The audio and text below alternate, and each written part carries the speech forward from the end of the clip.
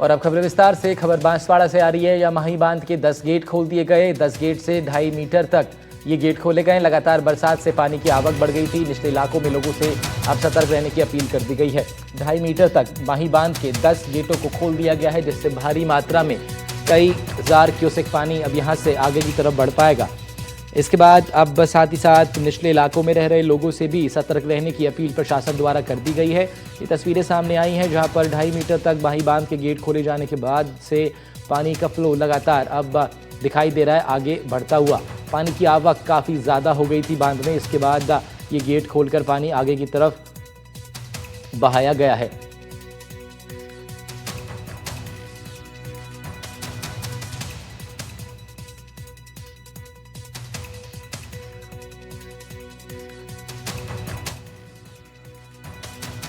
उधर बालोतरा में लूनी नदी में जीप के बहने का मामला सामने आया था सुबह, जिसके बाद 5 लोगों को उसमें सुरक्षित निकाला गया था, लेकिन अस्पताल तक तो सुरक्षित उन्हें पहुंचा दिया गया, लेकिन वहां 3 लोगों की मौत हो गई है। 2 लोगों का इलाज जारी है। अन्य 3 लोग अभी भी लापता हैं। लापता लोगों का रेस्क्यू किया जा रहा है। इन मृतकों में 2 मासूम और 1 महिला शामिल है। शेरगढ़ इलाके के ये सभी श्रद्धालु बताए जा रहे हैं। जिला कलेक्टर रेस्क्यू मौके पर पहुंचे हैं। ड्रोन के जरिए नदी में तलाशी अभियान जारी है। लूनी नदी के तेज बहाव में जीप बह गई थी। उसके बाद ये अभियान चलाया गया।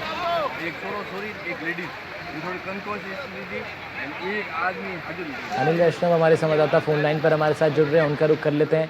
जी अनिल, क्या जानकारी आपके पास? जी राहुल, बता दें करीबन 2 बजे की घटना के बाद से जो 3 लोगों की उसमें मौत हो चुकी है और 3 लोग अभी भी लापता है। ऐसे में प्रशासन द्वारा रेस्क्यू अभियान चलाया जाएगा, क्योंकि अब रात हो चुकी है, अंधेरा है। तो सुबह एक बार फिर से रेस्क्यू अभियान शुरू किया जाएगा। जो लापता 3 लोग हैं उनकी तलाश शुरू की जाएगी। जी राहुल, बता दें कि ये जो जोधपुर जिले के शेरगढ़ कस्बे का एक गांव है नरसिंहपुरा, वहां के रहने वाले हैं और बालोतरा के पास ही जो जसोल रानी भटियानी माता मंदिर है वहां दर्शन के लिए जा रहे थे। और लूनी नदी की रपट पर करीबन जो 2 फीट का पानी था, उस पानी के बहाव में इन्होंने जीप उतारी है। और लेकिन पास में जो गहरा गड्ढा होने के कारण और पानी का बहाव तेज होने के कारण जीप उसमें से गिर गई थी। तो उसमें जो लोग हैं वो इसमें चपेट में आ गए थे। जी राहुल। जी ठीक है अनिल, बहुत शुक्रिया आपका तमाम जानकारी के लिए। अनिल वैष्णव रिपोर्ट कर रहे थे इस खबर पर। बढ़ते हैं आगे बालोतरा के बाद। अब अगली खबर चित्तौड़गढ़ से, जहां उपरेड़ा गांव में बनास नदी में आधी रात को एक बड़ा हादसा टल गया। तेज बहाव में फंसे 5 लोगों को गांव के जब्बार खान नाम के एक व्यक्ति ने अपनी जान जोखिम में डालकर सुरक्षित बचा लिया। घटना उस समय हुई जब अचानक नदी का जलस्तर बढ़ा। कुछ लोग बीच धार में फंस गए। सूचना मिली तो जब्बार खान ने बिना देरी किए अपनी नाव ली और पानी में उतरने का फैसला किया। अंधेरे और तेज बहाव के बीच जब्बार ने साहस दिखाते हुए एक एक कर सभी लोगों को सुरक्षित बचा लिया। बनास नदी में देर रात को एक गाड़ी जो है वो पानी के अंदर बह गई थी। उसमें जो 5 लोगों को जो बचाने वाले शख्स हैं, उनका नाम है जब्बार भाई। उनसे हम बातचीत करें कि ये चश्म गवाह है कि रात को करीबन 1 से 1:30 बजे वो यहाँ पहुंचे और किस तरह से लोगों को बचाया। क्या नाम है आपका? एक बार। अब्दुल जब्बार। आपका ये यहाँ पर देर रात को आप यहाँ पहुंचे, पूरा क्या मामला सामने रहा, किस तरह का मंजर था, क्या रहा? मेरा मंजर ये था कि मेरे घर पे सोने के बाद मेरे पापा जी का फोन आया था कि वहाँ नदी के पुल पे कोई गाड़ी आ रही थी, पानी में गिर गई। कुछ उसमें पानी में गिरे हैं, कुछ ऊपर गाड़ी के ऊपर रुके हुए हैं। उसको बोट से पानी कम हो देख के निकाल लो। मैं आया जब पानी बहुत चल रहा था, फिर भी मैंने कहा 5 आदमी वहाँ अगर रुके हुए हैं तो चलो चला लेंगे, जैसा होगा देखा जाए। फिर मैं आया इधर तो 5 सुरक्षित गाड़ी के ऊपर खड़े थे। क्या लेके आए आप लोग, किस तरह से पहुंचे? बोट लेके आए थे, नाव लेके वहाँ से आए थे। तो 5 आदमी इस पे कार के ऊपर खड़े थे। तो उसको फिर मैंने सुरक्षित नाव के अंदर बिठाया और फिर सुरक्षित बाद में छोड़ दिया था। तो उसमें क्या था कि वो क्या मंजर, क्या सभी ऊपर थे? कैसे आपको, कैसे लोकेशन कैसे पता चली? मेरे को उस 5 को गिटाने के बाद में जब मैंने उससे पूछा था तो बता रहे थे हम 9 आदमी गाड़ी के अंदर से कांच शीशा तोड़ के ऊपर आ गए थे। उसके बाद हमारे हाथ से उनका 2 जनों का हाथ छूट गया था, इसी कारण वो बह गए थे पानी में। बाकी सुरक्षित वहीं खड़े थे, उसको बाहर निकाल दिया। तो अभी फिर सुबह आपने वहाँ पर रेस्क्यू शुरू किया होगा, तो किस तरह से फिर गाड़ी कैसे, क्या दिखी आपको लोकेशन? बहुत सुबह रात को पता था कि इस जगह है। जब वो पानी चल रहा था तो घास कम दिख रहा था, जब पानी कम हुआ तो घास बहुत दिख रहा था। पता नहीं चला। सुबह गए, फिर बहुत बार ढूंढा, फिर उसके एवरेज से निकाला तो वहीं एक झाड़ी के पास खड़ी गाड़ी वहीं मिल गई। और फिर वहीं ढूंढना शुरू किया तो पहले बच्ची मिल गई वहाँ। उसके बाद थोड़ी देर बाद आगे पीछे और देखा तो दोनों औरतें एक साथ वहाँ मिल गई, पानी में से दिख रही थी ऊपर की ये कपड़ा पड़ा हुआ है यहाँ। उसके बाद उसको निकाला। अब एक बच्ची और है, वो नहीं मिली। राजधानी जयपुर में इन दिनों बाइकर गैंग काफी सक्रिय है। बाइक गैंग एक के बाद एक महिलाओं की चेन तोड़कर उन्हें निशाना बना रहे हैं। इस गैंग का टारगेट केवल महिलाएं। बीते एक साल में लगभग 60 चेन स्नैचिंग के मामले आ चुके हैं। पुलिस ने करीब 40 अपराधियों को गिरफ्तार किया है।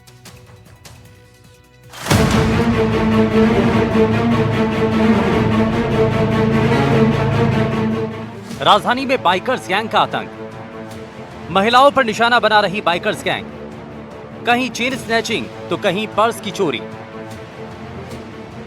जरा गौर से देखिए इन तस्वीरों को। कैसे चेन स्नैचर्स ने राजधानी जयपुर के लोगों का चैन छीन रखा है। सीसीटीवी में दिखाई देते ये चेन स्नैचर बेहद शातिर तरीके से अलग अलग इलाकों में महिलाओं को अपना निशाना बना रहे हैं। पहले ये इलाके और गली की रेकी करते हैं। अपनी पहचान छिपाने के मकसद से हेलमेट पहनकर आते हैं और चंद सेकंड में वारदात कर फरार हो जाते हैं। बहुत ज़्यादा वारदात इन दिनों में होने लग गई है, क्योंकि गोल्ड के भाव ही ऐसे हो रहे हैं। ऐसे महिलाओं को शौक ज़्यादा है ज्वेलरी पहनने का, गोल्ड पहनने का, लेकिन इन दिनों तो सबने बंद सा ही कर दिया है।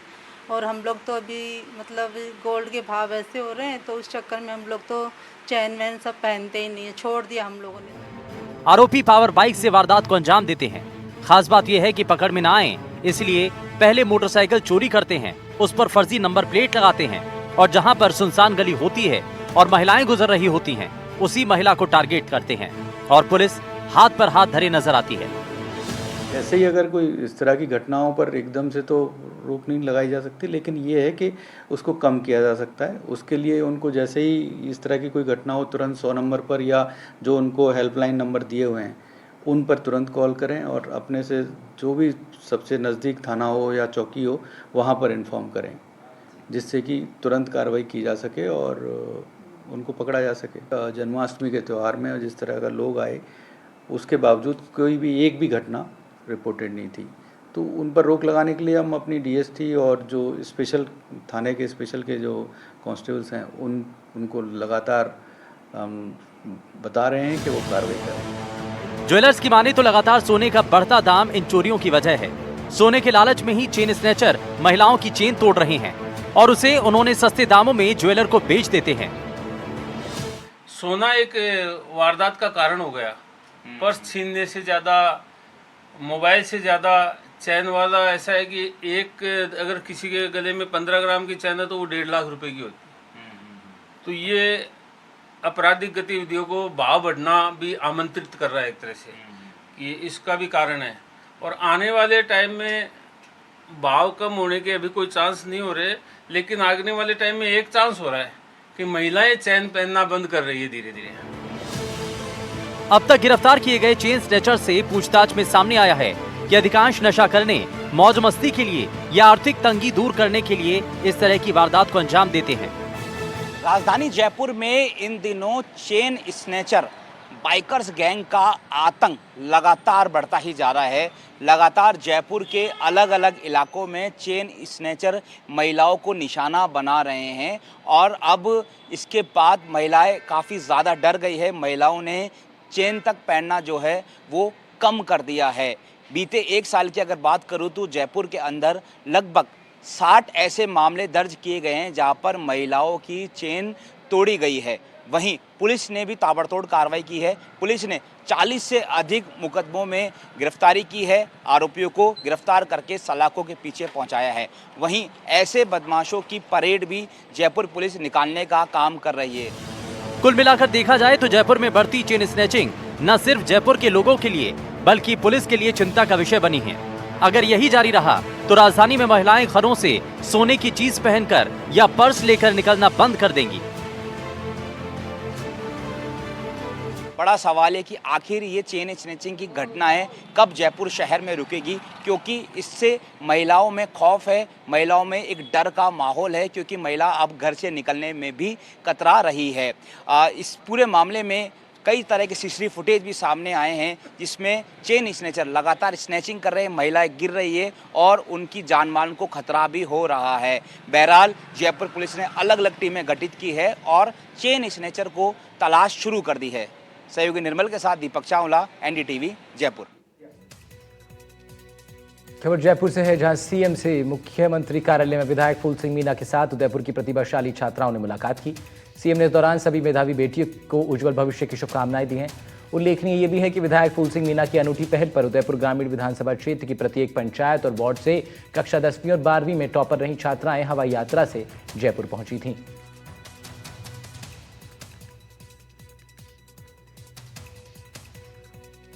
राज्य में इन दिनों paper leak mafia Amritlal Meena की मौत को लेकर चर्चाएं हैं। पेपर लीक माफिया की रहस्यमयी मौत ने कई सवाल खड़े कर दिए हैं। क्या ये मौत थी या क्या ये सिर्फ एक हादसा था या किसी बड़े राज को दबाने का प्रयास? रिपोर्ट देखिए।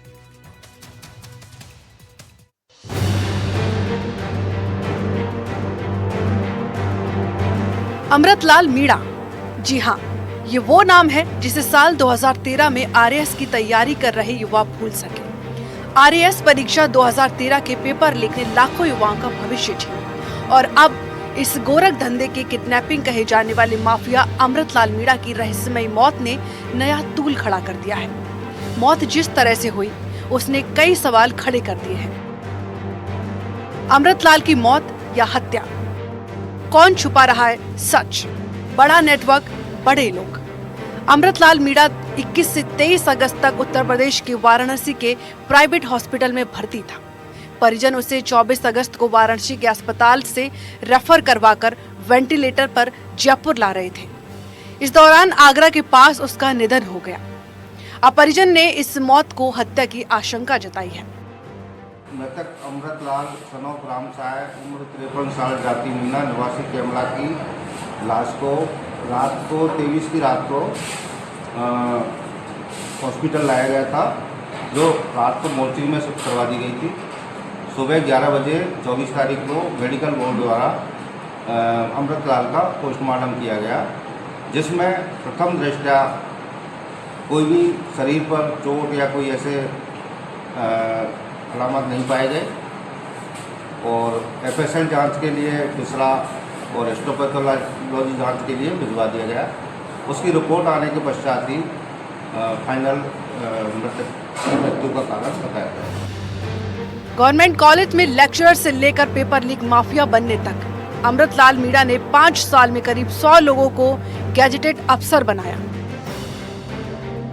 करौली में पेपर लीक का नेटवर्क खड़ा किया। 5 साल में 100 लोगों को गैजेटेड अफसर बनाया। 2009 से 2014 तक पेपर लीक का नेटवर्क चलाया। आरएएस परीक्षा 2013 में एक अभ्यर्थी से 30 लाख लिए। अभ्यर्थी को प्री मेंस पास कराने का ठेका लिया था। 5 रिश्तेदारों को पेपर मुफ्त में उपलब्ध कराया। आरएएस 2013 में टॉप 50 मेरिट में 20 रिश्तेदार निकाले गए। मौत पर सवाल इसलिए भी ज्यादा खड़े हो रहे हैं क्योंकि अमृतलाल मीणा की बीमार होने की सूचना उसके परिजनों को किसी दूसरे शख्स आरके सिंह बिहारी नामक के फोन से आई। इस घटना के बाद से अमृतलाल मीणा का मोबाइल फोन बंद आ रहा है। इससे परिजन और भी अधिक संदेह जता रहे हैं। परिजनों की रिपोर्ट पर हत्या का मामला दर्ज कर 0 नंबर एफआईआर बनाई गई है। दिनांक 24/8/2025 को थाना नादोती पर ये अमृतलाल मीणा हैं, उनका भतीजा मनोज कुमार मीणा ने एक तहरीर रिपोर्ट दी कि इनके जो चाचा है अमृतलाल मीणा को आरके सिंह है, जिन्होंने बनारस के अंदर बुलाया था और बनारस में बुला करके इनको कुछ खाने पीने में कुछ दे दिया, जिससे इनकी तबीयत बिगड़ गई। वर्तमान में इसकी 0 नंबर एफआईआर डाल करके सिगरा थाने बनारस काशी में भिजवाई गई। अब सबसे बड़ा सवाल यही है, क्या मौत से सच दफन कर दिया गया या फिर अब नए राज खुलेंगे? पेपर माफिया की मौत ने न केवल छात्रों बल्कि पूरे राज्य को झकझोर दिया है। सवाल उठ रहा है कि आखिर कब तक भविष्य बेचने वाले माफिया बेखौफ खेल खेलते रहेंगे। Bureau report, NDTV, Rajasthan.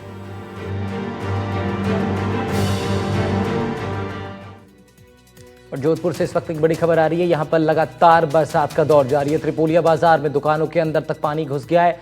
कई वाहन पानी में बहते नजर आए हैं। मंदिरों में दर्शन करने वाले भक्तों को परेशानियां हो रही हैं।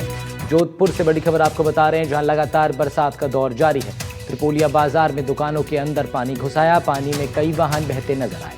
मंदिरों में दर्शन करने वाले भक्तों को खासा परेशानियों का सामना करना पड़ रहा है, क्योंकि रास्ते पूरी तरह से जलमग्न हो चुके हैं। इस कदर की दुकानें भी डूब गईं। निचली बस्तियों में तो पूरी इलाके ही डूब गए हैं। गाड़ियां जा नहीं सकती, दोपहिया वाहन का निकलना तो असंभव ही है। जोधपुर से ये तस्वीरें आप देख रहे हैं, जहां झमाझम बरसात का दौर जारी है। त्रिपोलिया बाजार में दुकानों के अंदर पानी घुस गया है। पानी में कई वाहन बहते नजर आ रहे हैं, यानी गाड़ियां और मोटरसाइकिलें सड़कों पर चल नहीं रही बल्कि तैर रही हैं। इस बीच मंदिरों में दर्शन करने वाले भक्तों के लिए काफ़ी परेशानियां हो गई हैं। त्रिपोलिया बाजार से तस्वीर आप देख रहे हैं, जोधपुर का त्रिपोलिया बाजार, जहां दुकानों के भीतर तक पानी घुसने को तैयार है।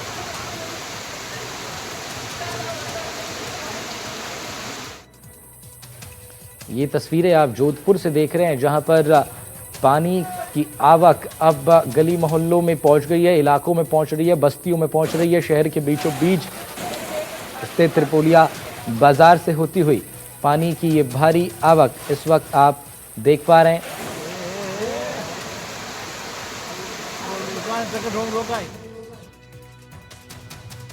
और इस बीच खबर बीकानेर से, जहां प्लॉट को लेकर दो पक्षों में भारी विवाद हो गया। एक पक्ष ने गाड़ी चढ़ाकर दूसरे पर हमला बोल दिया।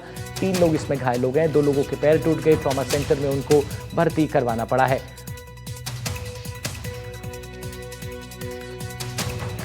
हमले में 3 लोगों के घायल होने की सूचना है। 2 लोगों के पैर में चोट है। ट्रॉमा सेंटर में उनको भर्ती करवाया गया। सभी घायल फलौदी के मानेवड़ा गांव के रहने वाले हैं। एक जमीन के प्लॉट के लिए 2 पक्षों में ये विवाद हो गया, जो कि हिंसक होता चला गया। उधर अजमेर के पीसांगन से अवैध संबंधों के चलते आत्महत्या का मामला सामने आया। खुलासा किया गया पुलिस द्वारा कि मृतक कालू सिंह की पत्नी का एक युवक के साथ लंबे समय से अवैध संबंध था। इन रिश्तों के कारण आए दिन विवाद और झगड़े होते थे। मृतक को प्रताड़ित कर मानसिक दबाव में डालने के चलते वो तनावग्रस्त हो गया और आखिरकार मौत को गले लगा बैठा। पुलिस ने दोनों आरोपियों को हिरासत में लेकर न्यायालय में पेश किया है, जहां से उन्हें न्यायिक अभिरक्षा में भेज दिया गया।